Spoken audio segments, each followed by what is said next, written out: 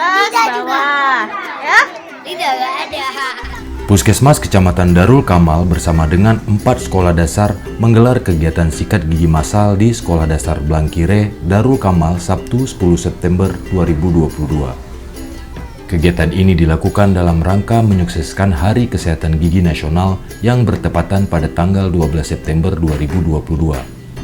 Kepala Puskesmas Kecamatan Darul Kamal Maya Sopa STP mengatakan bahwa dalam kegiatan ini, siswa dan siswi diberikan kesadaran dan edukasi dalam menjaga kesehatan gigi dan mulut. Hal ini sangat penting karena banyak anak yang mengalami gigi berlubang dan karies gigi. Gigi berlubang dan karies gigi merupakan kondisi rusaknya gigi yang dapat berdampak pada jaringan pendukung gigi, bahkan terhadap kondisi sistemik. Maya Sopa menjelaskan bahwa kesehatan gigi anak merupakan hal yang harus menjadi perhatian orang tua dengan mengedukasi dan membiasakan anak menyikat gigi dengan benar sejak dini. Karena buruknya kesehatan gigi merupakan salah satu penyebab stunting. Alasannya adalah apabila gigi dan mulut tidak sehat, otomatis nutrisi yang masuk ke dalam tubuh akan mempengaruhi kesehatan anak.